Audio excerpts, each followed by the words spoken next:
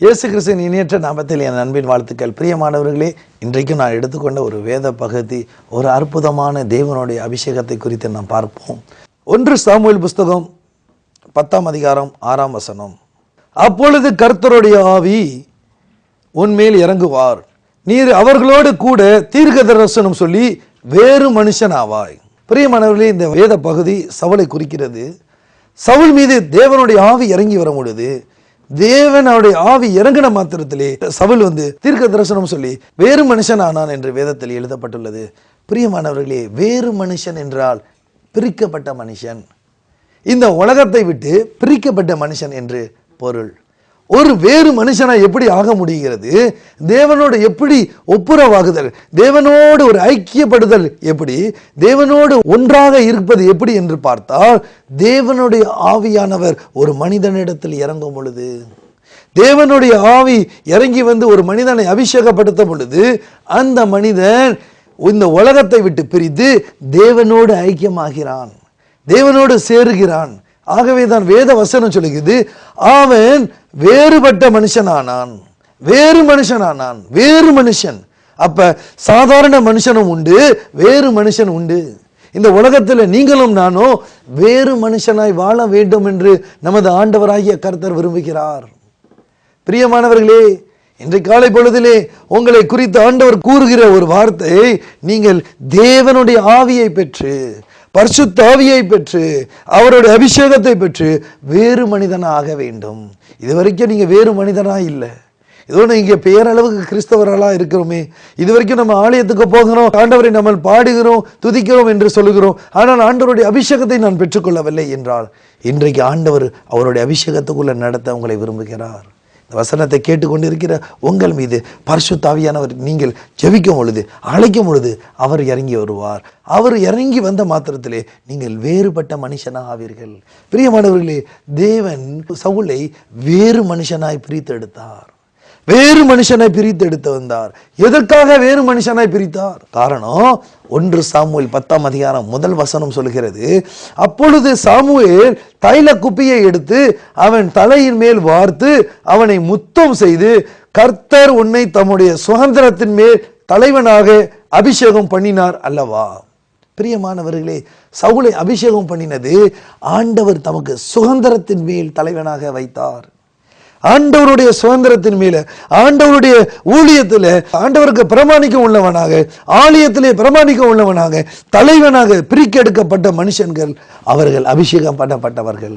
இன்றைக்கு இந்த அபிஷேகத்தை நீங்கள் பெற்றுக்கொள்ள வேண்டுமானால், அந்த ஆண்டவருடைய அபிஷேகம் வேண்டுமானால், நீங்கள் ஆண்டவரை நீங்கள் கூப்பிடும் பொழுது, ஆண்டவரை நோக்கி பார்க்கும் பொழுது, அந்த பரிசுத்த ஆவியானவரை அழைக்கும் பொழுது, அவர் வந்த மாத்திரத்திலே வேறுபட்ட மனுஷன் ஆவாய். அவர் வந்த மாத்திரத்திலே வேறுபட்ட மனுஷனாவார். ஒரு மனிதனிடத்தில் பரிசுத்த ஆவியானவர் இறங்கி வரும் பொழுது, அந்த மனிதனுடைய ஆவி, ஆத்துமா, சரீரம், சிந்தைகள் மாறுகிறது. தேவனுடைய சிந்தையாய் அவனுக்குள் இறங்குகிறது. ஆகவேதான் வேறுபட்ட மனுஷன் என்று சொல்லுகிறார்கள். ஒரு உதாரணமாக நான் உங்களுக்கு சொல்ல வேண்டுமானால், நான் ஒரு பர்மா தேசத்தில் இருக்கிறேன். அங்கேருந்து பல ஆயிரக்கணக்கான மைல்களை தாண்டி இந்த சென்னை பட்டணத்துக்கு சென்னை பட்டணத்திலேருந்து தேவ செய்தி அளித்து உலகம் முழுவதும் பார்ப்பதற்காக இந்த ஊழியத்தை நான் செய்து கொண்டு வருகிறேன். ஆனாலும் இந்த ஊழியத்தை செய்வதற்கு என்ன காரணம் என்று சொன்னால், தேவனுடைய ஆவியானவர் ஒரு தூண்டுதல். தேவனுடைய ஆவியானவர் தூண்டும் பொழுது ஒரு மனுஷன் வேறு மனுஷன் ஆகிறான். எப்படி வேறு மனுஷன் ஆகிறான்? நான் சர்வ சாதாரணமாக இருப்பது எனக்கு போதாது, நான் மற்றவர்களைப் போல நான் வாழ்ந்திருப்பது போதாது, நான் தேவனுக்கு ஏதாவது ஒரு நல்ல காரியங்களை செய்ய வேண்டும், தேவன் விரும்புகிற காரியங்களை செய்ய வேண்டும், தேவனுக்கு ஏற்ற சாட்சியாக இருக்க வேண்டும் என்று நான் நினைத்து என்னுடைய சுய தேசத்தை விட்டு நான் சில நாட்கள் தேவனிடத்தில் மன்றாடி ஜெபம் செய்து இந்த அலுவலகத்தில் தேவனுடைய நற்செய்தி அறிவித்து அநேக மக்களுக்கு பிரயோஜனமாக நான் வேறுபட்ட மனுஷனாக தேவனுக்கு முன்பாக மாறுகிறேன். ஹல்லேலூயா. கர்த்தருடைய பரிசுத்த நாமம் மகிமைப்படுவதாக. அவருடைய மகிமைக்கு என்று சொல்கிறேன். தேவன் ஒரு மனிதனை தொட்டால், தேவனுடைய ஆவியானவர் ஒரு மனிதனிடத்தில் இறங்கி வந்தால், தேவனுடைய ஆவியானவர் ஒரு மனிதனை அபிஷேகம் செய்தால், அவன் வேறுபட்ட மனிதன் என்று வேத வசனம் சொல்லுகிறது. ஹல்லேலூயா. பிரியமானவர்களே, இந்த காலை பொழுதிலே இந்த வசனத்தை கேட்டுக்கொண்டிருக்கிற உங்களை தேவன் அவருக்கென்று பிரித்தெடுக்க விரும்புகிறார். அவருக்கென்று நீங்கள் வாழ, அவருக்கென்று நீங்கள் பிழைக்க, அவருக்கென்று நீங்கள் உழைக்க, அவருக்கென்று வாழ வேண்டும் என்று உங்களை பிரித்தெடுக்கிறார். ஆகவேதான் ஆடு கழுதை பின்னால் அலைந்து கொண்டு இருக்கின்ற சவுலை குறித்து தேவன் அழைத்து கொண்டு அவருடைய ஆவி அபிஷேகத்தை ஊற்றி தன்னுடைய சுதந்திரத்தின் மேல் ராஜாவாக அபிஷேகம் பண்ணினார். சவுல் ஒரு காலத்துல ஆடு மாடுக்கு பின்னால அலைந்து திரிந்து கொண்டிருந்தார். கழுதை காணான்னு தேடி கொண்டிருந்தார். தன் தகப்பனுடைய மனம் நோகாமல் இருக்க வேண்டும் என்று சொல்லி தன்னுடைய காணாமல் போன கழுதையை தேடி கொண்டு வந்தவன் தேவனுடைய மனிதனாகிய சாமுவேலை சந்தித்தார். தேவனுடைய மனிதனாக சாமுவேல் அவன் தலையின் மேல் எண்ணெயை ஊற்றி அபிஷேகம் செய்யப்பட்ட மாத்திரத்திலே வேறுபட்ட மனுஷனாக ஆனான். பிரியமானவர்களே, நீங்கள் சர்வ சாதாரணமாய் வாழ தேவனுக்கு விருப்பம் அல்ல. ஏதோ வாழ்ந்து கொண்டிருக்கிறோம், ஏதோ வேலை செய்து கொண்டிருக்கிறோம், ஏதோ பொழைத்து கொண்டிருக்கிறோம், ஏதோ ஆலயத்துக்கு போய் கொண்டிருக்கிறோம். சர்வ சாதாரணமான கிறிஸ்தவராய் வாழ தேவனுக்கு விருப்பம் இல்லை. என் தேவனாகிய கர்த்தர் நீங்கள் வேறுபட்ட மனுஷனாய், நீங்கள் வேறு பிரிக்கப்பட்ட மனுஷனாய், வேறு மனுஷனாய் வாழ ஆசைப்படுகிறார். அவருடைய ஆசைகளை நாம் புரிந்து கொண்டு அவருடைய அபிஷேகத்தை நாம் பெற்றுக்கொண்டால் நிச்சயமாக நாம் வேறுபட்ட மனிதராய் ஆவோம். என்ன அபிஷேகம், என்ன வித்தியாசம்! அந்த கழுதைக்கு பின்னால் அலைந்து கொண்டிருந்த சவுல் மீது அந்த அபிஷேகம் வந்த மாத்திரத்தில் அந்த மனுஷனுக்கு பின்னால் ஜனங்கள் விரட்டி வந்தார்கள், ஜனங்கள் உதவி செய்தார்கள், ஜனங்கள் தூக்கி உயர்த்தினார்கள். ஒரு மனிதனிடத்தில் அபிஷேகம் இருந்தால் அந்த மனிதனை தேவன் உயர்த்துவார். ஹல்லேலூயா! அந்த ஒரு மனிதனிடத்தில் பரிசுத்த ஆவியானவர் இறங்கி வரும் பொழுது அந்த மனிதன் வேறுபட்ட மனிதனாய் வாழும் பொழுது அந்த தேவனுடைய மனுஷனை தேவன் உயர்த்தாமல் இருக்கவே முடியாது. ஹல்லேலூயா! கர்த்தருடைய பரிசுத்த நாமம் மகிமைப்படுவதாக. நான் தேவனுடைய நாம மகிமைக்கு என்று சொல்கிறேன். பிரியமானவர்களே, இந்த நிகழ்ச்சியை பார்த்து கொண்டிருக்கிற நீங்கள், படிப்பு இல்லை, எனக்கு அழகு இல்லை, எனக்கு பொருளாதாரத்தில் எனக்கு வசதி இல்லை, எனக்கு எல்லாம் குறைவாக இருக்குது, எந்த குறை இருந்தாலும் பரவாயில்ல, தேவனுடைய ஆவி மாத்திரம் உங்களிடத்தில் வந்து குடிகொண்டு தேவனுடைய ஆவியினால் நீங்கள் பரிசுத்த ஆவியினால் அபிஷேகம் பெற்றால் நீங்கள் வேறுபட்ட மனுஷி, வேறுபட்ட மனிதன் என்று வேதம் சொல்கிறது. அடுத்த ஆண்டவருடைய ஒரு வேத வசனத்தை நாம் வாசிக்க கேட்போம். 1 யோவான் 2ஆம் அதிகாரம் 20வது வசனம். நீங்கள் பரிசுத்தராலே அபிஷேகம் பெற்று சகலத்தையும் அறிந்திருக்கிறீர்கள். இந்த வசனம் சொல்லுகிறது, நீங்கள் பரிசுத்தராலே, நீங்கள் பரிசுத்த ஆவியினாலே நீங்கள் அபிஷேகம் பெற்று சகலத்தையும் அறிந்திருக்கிறீர்கள். உங்களுக்கு சகலமும் தெரியும். உங்களுக்கு சகலமும் தெரிய வரும். எப்ப தெரிய வரும்? அந்த பரிசுத்த ஆவியானவருடைய அபிஷேகம் உங்கள் மீது இறங்கி வரும் பொழுது, பரிசுத்த ஆவியானவருடைய பலன் உங்கள் மீது இறங்கி வரும் பொழுது சகலவற்றையும் அறிந்து கொள்வீர்கள். சகலவற்றையும் தேவன் பரிசுத்த ஆவியின் மூலமாக உங்களுக்கு தெளிவுபடுத்துவார், தெரியப்படுத்துவார். நீங்கள் தெரியும் பொழுது நீங்கள் வேறுபட்ட மனுஷனாவீர்கள். நாம் மீண்டுமாக ஒரு வசனத்தை வாசிப்போம். எபேரியர் 1ஆம் அதிகாரம் 9வது வசனம். நீர் நீதியை விரும்பி அக்கிரமத்தை வெறுக்கிறீர். தேவனாகிய கர்த்தர் நீதியை விரும்புகிறார். நீர் நீதியை விரும்பி அக்கிரமத்தை வெறுக்கிறீர். ஆதலால் தேவனே, உம்முடைய தேவன் உமது தோழரை பார்க்கிலும் உம்மை ஆனந்த தைலத்தினால் அபிஷேகம் பண்ணினார் என்றும். பிரியமானவர்களே, இந்த வேத பகுதி சொல்லுகிறது, அவர் தேவன் நீதியை விரும்பி அக்கிரமத்தை வெறுக்கிறார். அது மாத்திரம் இல்ல, தேவன் தம் தோழரை பார்க்கிலும் உம்மை ஆனந்த தைலத்தினால் அபிஷேகம் பண்ணுகிறீர். பிரியமானவர்களே, தேவன் அபிஷேகம் பண்ண வல்லவர். தேவன் அபிஷேகம் செய்ய காத்து கொண்டிருக்கிறார். தேவன் எந்த ஒரு மனிதன் தன்னை சிலுவை அண்டை வந்து தன்னுடைய பாவங்களை கழுவி சுத்திகரிக்க தேவனிடத்தில் மன்றாடி தேவனிடத்தில் இந்த பரிசுத்தாவியை பெற்றுக்கொண்டு அவர் பரிசுத்தாவினால் அபிஷேகம் செய்ய பண்ணப்பட்டானோ அந்த மனிதன் வேறு பிரிக்கப்பட்டான். வேறு பிரிக்கப்பட்ட மனுஷன் அவன் வேறு பிரிக்கப்பட்ட மனுஷனாக இருப்பதனால், அவனுக்குள் அந்த அபிஷேகம் இருப்பதனால் அவன் சகல ஆசீர்வாதங்களை பெற்றிருப்பான், சகலத்தையும் அறிந்திருப்பான் என்று வேதம் சொல்கிறது. இந்த சவுலுடைய வாழ்க்கையை ஒப்பிட்டு பார்க்கும் பொழுது மிகவும் ஒரு ஆச்சரியமான வாழ்க்கை. அப்பா கழுத காணான்னு தேட சொன்னதுனால அவன் அலைந்து கொண்டு வந்தான். அவன் அலைந்து வரும் பொழுது தேவன் சாமுவேலோட பேசினார். தேவன் சாமுவேல் தீர்க்கதரிசியோட பேசினவுடன் சாமுவேல் தீர்க்கதரிசி அவரை அழைத்து கொண்டு வந்து அவரை எண்ணெயினால் ஊற்றி அபிஷேகம் செய்தார்.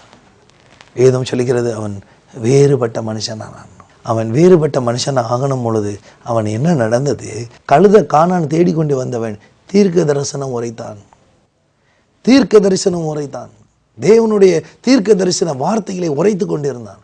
பாருங்கள், கழுதை கானான் தேடிக்கொண்டிருந்த மனுஷன் கூட தேவனுடைய வார்த்தையை பிரசங்கிக்கவும் தேவனுடைய வார்த்தையை துதிக்கவும் அவன் தீர்க்க தரிசனம் உரைத்தான் என்றால், பிரியமானவர்களே, நீங்களும் நானும் தேவனிடத்தில் சரணடையும் பொழுது, தேவனிடத்தில் ஒப்பு கொடுக்கும் பொழுது, தேவனிடத்தில் தாழ்த்தும் பொழுது, தேவன் தீர்க்க தரிசன வரங்கள், பரிசுத்தாவின் வரங்களை நம் மீது பொழிய வல்லவர். ஆனால் நடந்தது ஒரு பெரிய ஏமாற்றம். அந்த சவுல் அடிகள் பரிசுத்தாவியானுடைய அபிஷேகத்தை பெற்றிருந்தோம். இதோ நாட்கள் செல்ல செல்ல அவன் தேவனுடைய வார்த்தை கீழ்ப்படியவில்லை. அப்பொழுது சவுல் இடத்திலிருந்து அந்த அரசை எடுத்து தேவன் தன்னுடைய உத்தம ஊழியக்காரனாகிய தாவீது மேலே அந்த அபிஷேகத்தை வைத்தார். பிரியமானவர்களே, அந்த பரிசுத்தாவியானோட அபிஷேகத்தை விரும்புங்கள். பரிசுத்தாவியானோட அபிஷேகத்தை பெற்றுக்கொள்ளுங்கள். பரிசுத்தாவியானுடைய அபிஷேகத்தை நீங்கள் கேளுங்கள். பரிசுத்தாவியானவரே இறங்கி வருவீராக என்று நீங்கள் கேளுங்கள். நீங்கள் படித்து கொண்டிருக்கிறவர்களாக இருக்கலாம், நீங்கள் தேவனுக்கு பிரியமாக ஊழியம் செய்து கொண்டிருக்கிறவர்களாக இருக்கலாம், நீங்கள் வியாபாரம் செய்கிறவர்களாக இருக்கலாம், நீங்கள் தொழில் வியாபாரம் நடத்துகிறவர்கள், கம்பெனி நடத்துகிறவர்கள், ஏதாவது ஒரு ஊழியத்தில், ஏதாவது ஒரு ஸ்தாபனத்தில் நீங்கள் வேலை செய்து கொண்டிருக்கிறவர்களாம், அந்த ஆவியானவர் உங்களோடு இருந்தால், அந்த ஊழியத்தில் இருக்கிற யாவரைகளை காட்டிலும், அந்த அலுவலகத்தில் இருக்கிற யாவரைகளை காட்டிலும் நீங்கள் உயர்ந்தவர் என்றது, வேறு பிரிக்கப்பட்ட மனுஷன் என்று அந்த மக்கள் அறிந்து கொள்வார்கள். பிரியமானவர்களே, நான் உங்களுக்காக ஜெபிக்கட்டுமா? நாம் இணைந்து ஜெபிப்போம். அந்த பரிசுத்தாவியின் வரங்கள் பெற்றுக்கொள்ள நாம் தொடர்ந்து ஆண்டவரிடம் மன்றாடி ஜெபிப்போம். எங்களை நேசிக்கின்ற எங்கள் அன்பின் பரம பிதாவே, இதோ இந்த காலை வேளையில உம்மை நன்றியோடு துதிக்கிறோம். இதோ உம்முடைய பரிசுத்தாவியானவரே எங்கள் மீது பொழிவாராக சுவாமி. இதோ சவுல் மீது அந்த பரிசுத்தாவியானவர் இறங்கின மாத்திரத்திலே அவர் வேறுபட்ட மனுஷன் ஆகினது போல எங்கள் ஒவ்வொருவரும் வேறுபட்ட மனுஷியாய் மாற்ற நீர் வல்லவர்.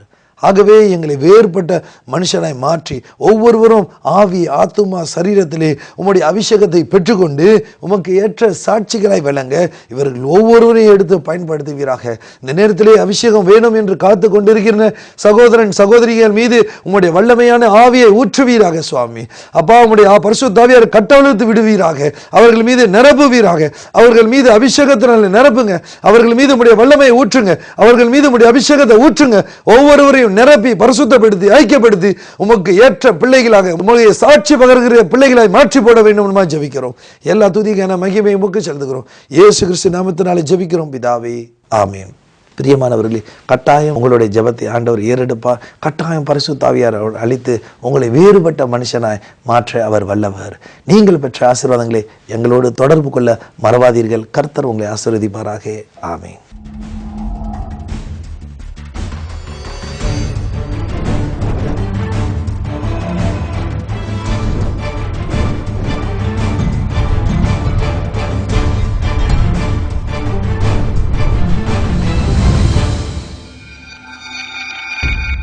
அன்பானவர்களே, எங்கள் ஊழியத்தின் வாயிலாக மாதந்தோறும் எழுப்புதல் நற்செய்தி கூட்டங்கள், முழு இரவு ஜெபங்கள், வாலிபர் நற்செய்தி கூட்டங்கள் மற்றும் வெள்ளிதோறும் உபவாச கூட்டங்களும் நடைபெறுகிறது. உங்கள் ஜெப தேவைகளுக்கும் மேலும் ஆலோசனைகளுக்கும் நீங்கள் எங்களோடு தொடர்பு கொள்ள வேண்டிய முகவரி: சுவிசேஷகர் சகோதரன் ஆல்பர்ட், தொலைபேசி எண் 009595141425, இமெயில் albert HTUN